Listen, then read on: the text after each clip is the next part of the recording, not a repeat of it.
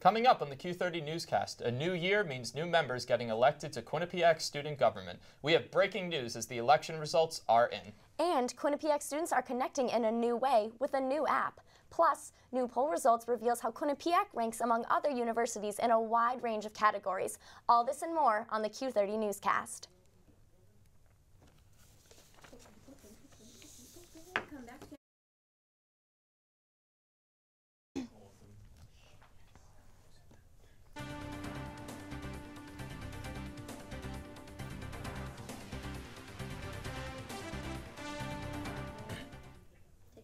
Good evening, Quinnipiac, and welcome to the Q30 Newscast. I'm Taylor Popielarz. And I'm Liv Dufault.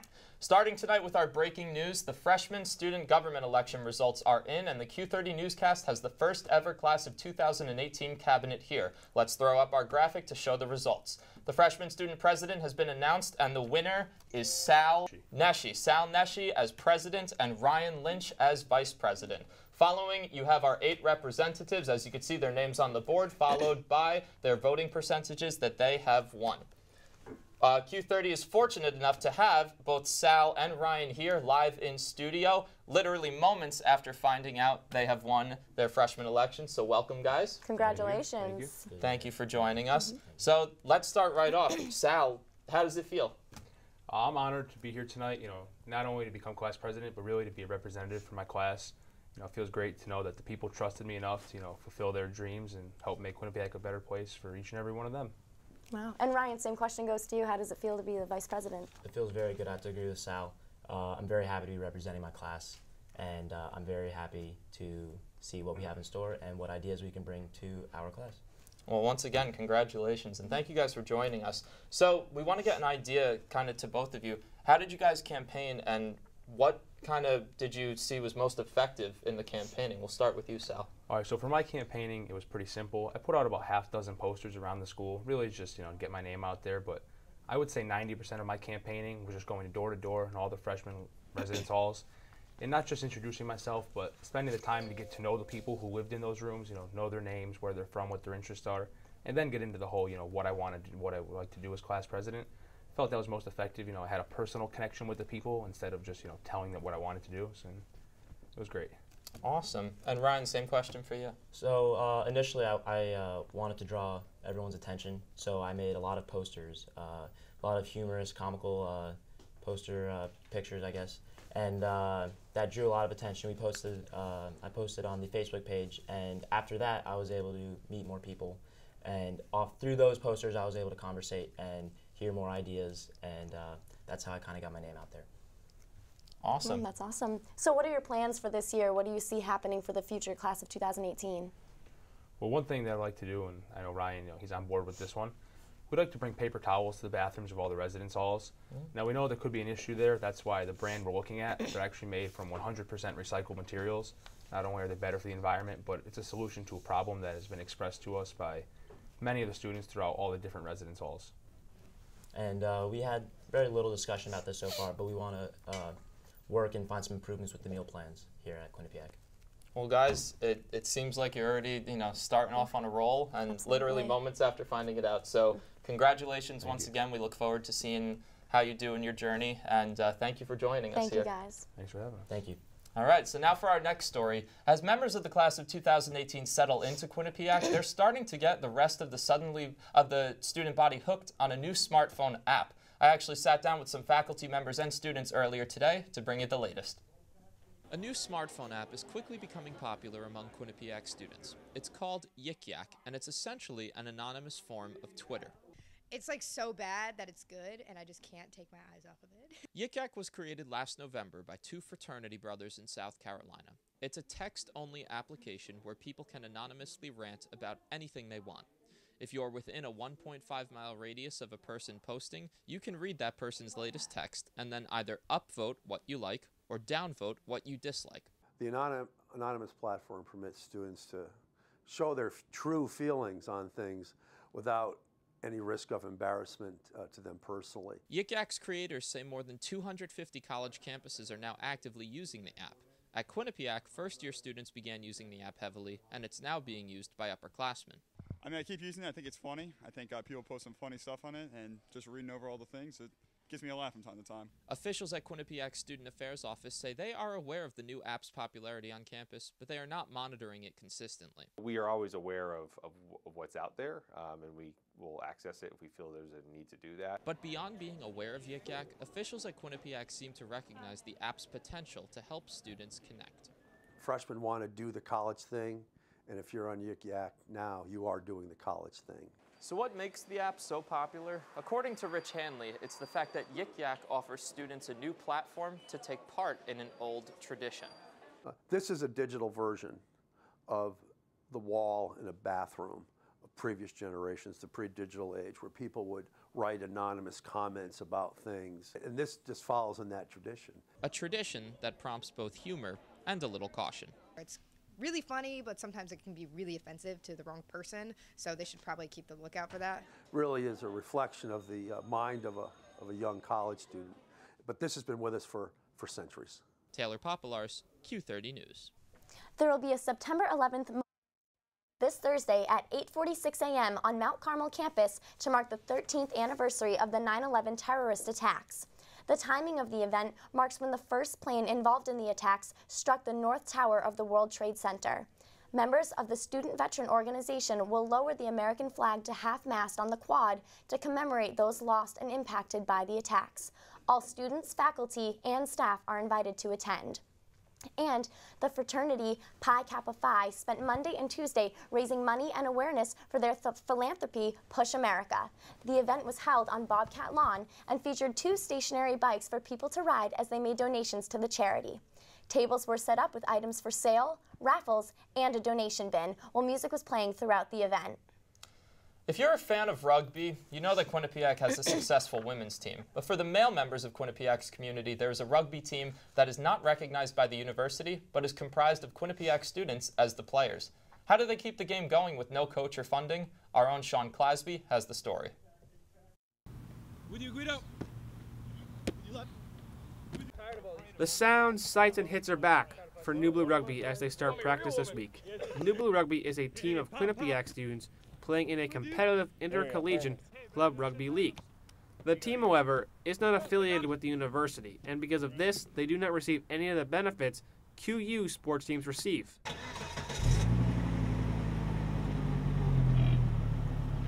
We have a bunch of guys that are willing to give the carpool. And, we drive all the freshmen and sophomores who don't have cars, and somehow it works out for us. Commuting to practices and games is just one of the obstacles facing the team.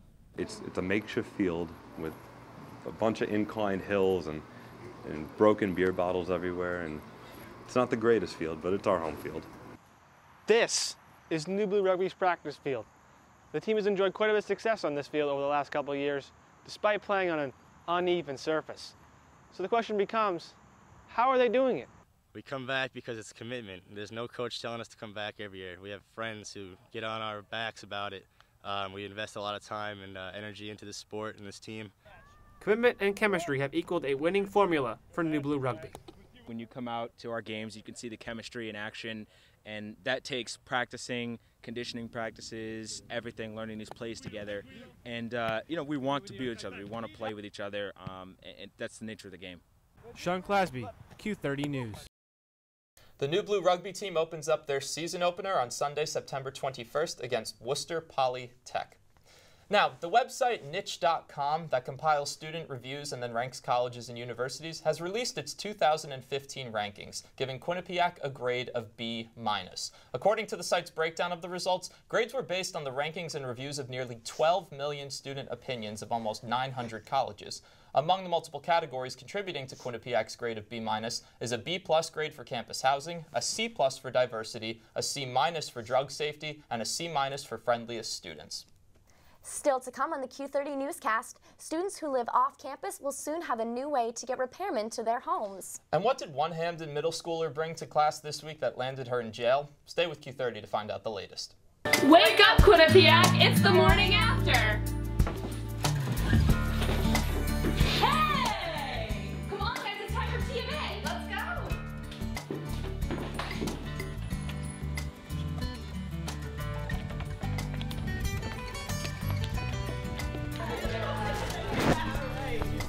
What's the morning after? Mondays at 10,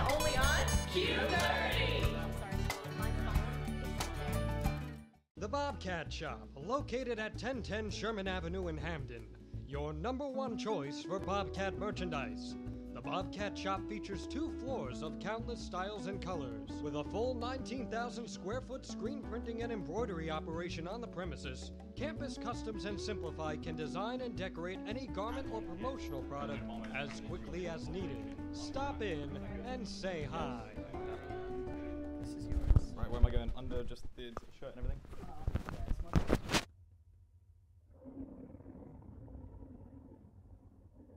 I could really go for a Ray and Mike sub right now. Come to Ray and Mike's and try our Philly chicken with cheese for just over $4, giant cheesesteak subs, and mouth-watering boar's head sandwiches for as low as $4.75.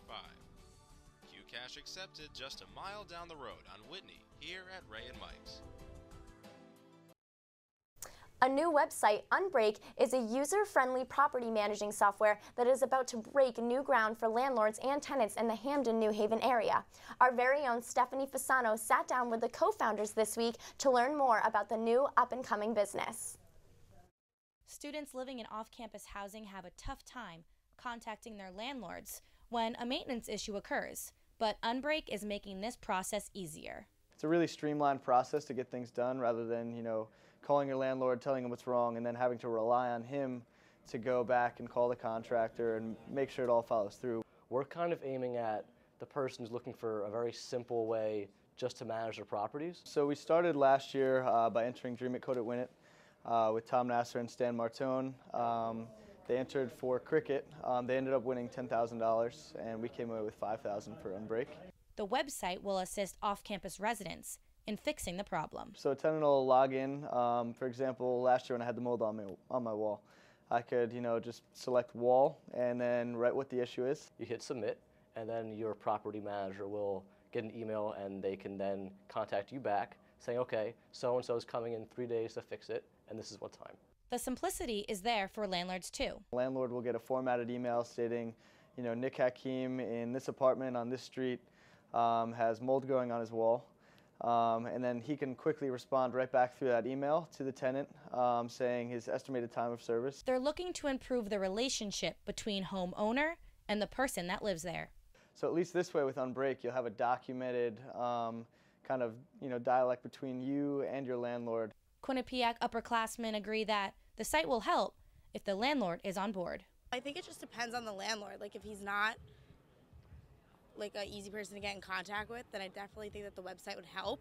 I know that with a lot of problems I had in my building, never reported it because I didn't know how to. If it was this simple, I would have reported issues, and we think that people would do that too. Unbreak will launch September 15th in several houses around the Hamden and New Haven area. I'm Stephanie Fasano, Q30 News. A 13-year-old girl is facing charges after bringing a loaded handgun into Hamden Middle School this week. Police say the girl somehow opened her father's locked glove compartment in his car on Monday to then put the loaded weapon in her backpack and carry it with her throughout the school day. The girl then reportedly brought the gun to a playground at Church Street School in the afternoon, where she gave it to a 13-year-old male student who is also facing charges. The girl's father had reported the gun stolen after realizing it was missing, and he later drove his daughter to the police station so she could confess after he found out what she had done. Police are not charging the father because he followed the law by locking up his firearm. And a small plane crashed in a field in Watertown Tuesday, nearly taking down power lines with it. Pilot Daniel Kropis was heading to Waterbury Airport when his plane went down, landing backwards and came to rest against a group of trees.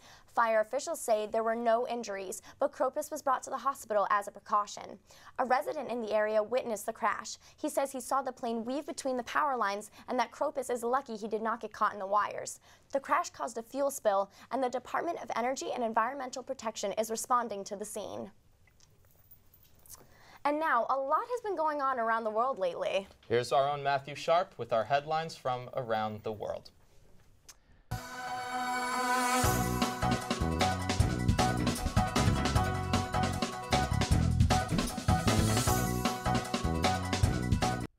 Good evening, ladies and gentlemen. Here are tonight's top stories from around the world. United States President Barack Obama has briefed Congress on his plan to widen U.S. airstrikes against Islamic State militants in Iraq and Syria.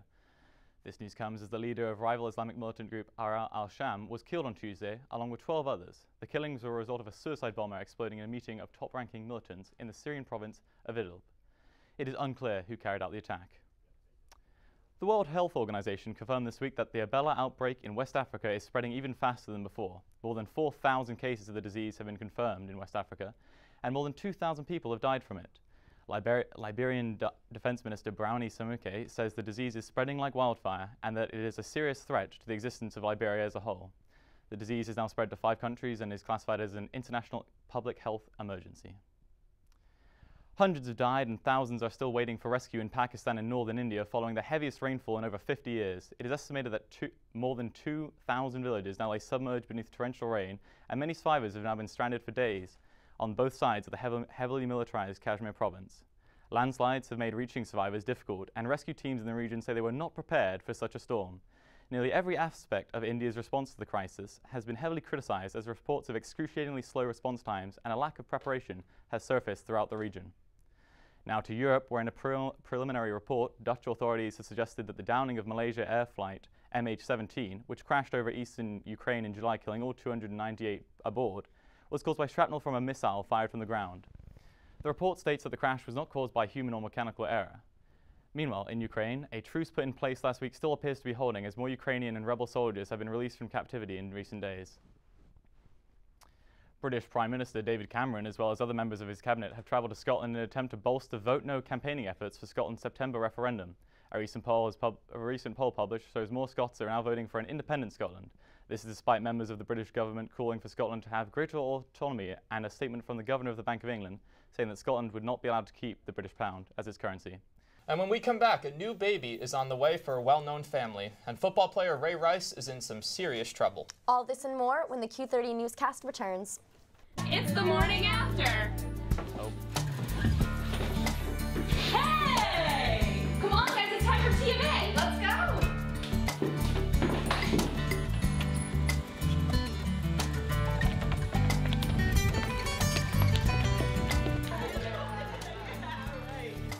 What's the morning after? Mondays at 10, only on Q30.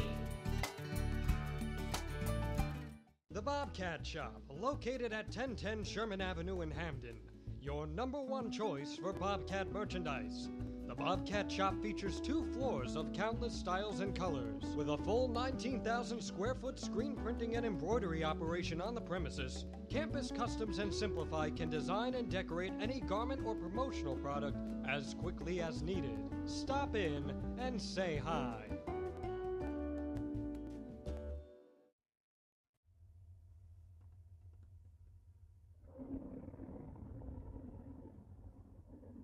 I could really go for a Ray and Mike sub right now.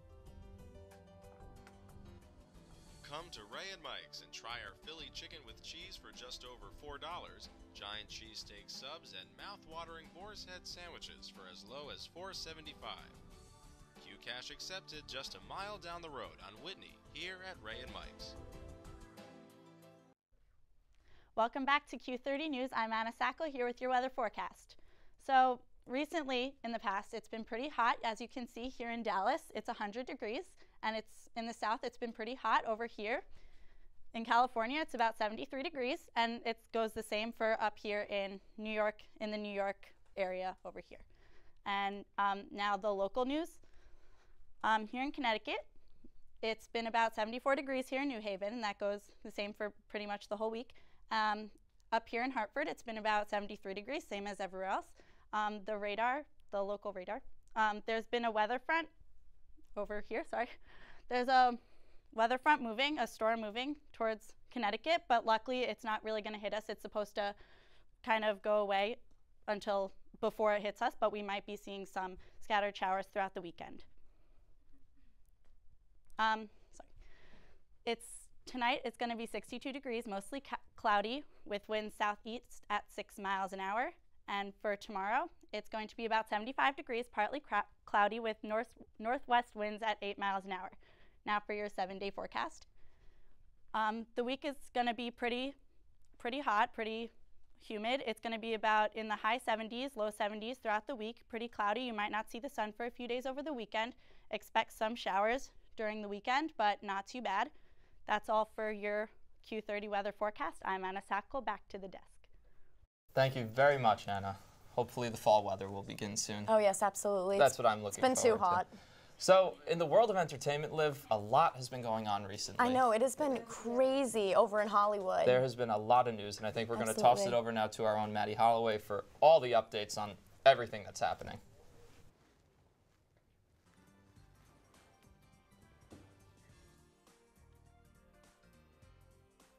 Thank you, Taylor. Joan Rivers' funeral on Sunday was filled with laughter, show tunes, and kind words in memory of the famous comedian.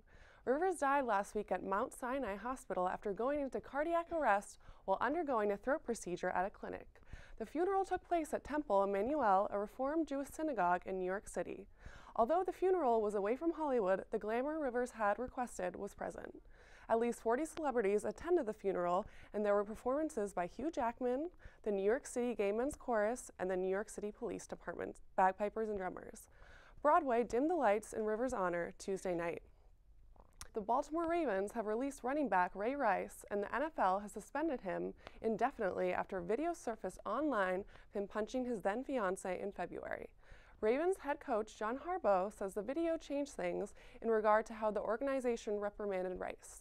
TMZ Sports posted the video Monday showing Rice punching Janae Palmer inside an elevator at a hotel in Atlantic City, New Jersey. Prior to the video's release, the NFL had fined Rice and suspended him for 2 games. Harbaugh expressed the pain he felt for Palmer and Rice and said in a press conference that he hopes they can make it work. And Prince George will be a big brother soon. The Duke and Duchess of Cambridge have announced they are pregnant with their 2nd child. The Queen and both sides of the family are said to be delighted with the news. The baby will be 4th in line to the British throne, bumping Prince Harry to 5th in the royal lineage. And Nick Jonas is leaving his brother behind and is launching his own solo career. The former boy band star is releasing his self-entitled solo album on November 11th. His first single, Jealous, was made available for purchase Monday. Jonas will start his tour on September 22nd in Seattle. Thank you, and back to the desk. Thanks, Maddie. Still more to come on the Q30 Newscast, including the new line of Apple products revealed this week. And we'll find out the latest in the world of Quinnipiac sports. We'll be right back with your Q30 Newscast. Wake up, Quinnipiac! It's the morning after.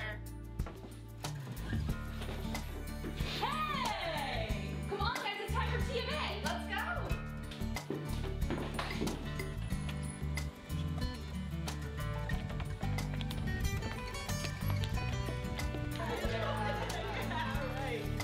What's the morning after? Mondays at 10, only on Q30. The Bobcat Shop, located at 1010 Sherman Avenue in Hamden. Your #1 choice for Bobcat merchandise.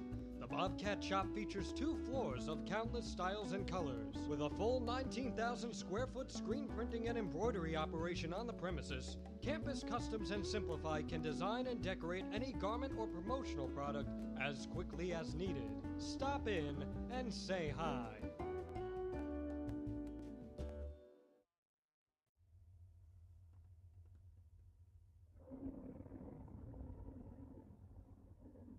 I could really go for a Ray and Mike sub right now. Come to Ray and Mike's and try our Philly chicken with cheese for just over $4, giant cheesesteak subs, and mouth-watering boar's head sandwiches for as low as $4.75. Q-Cash accepted just a mile down the road on Whitney, here at Ray and Mike's. Promotional product as quickly as needed. Stop in and say hi.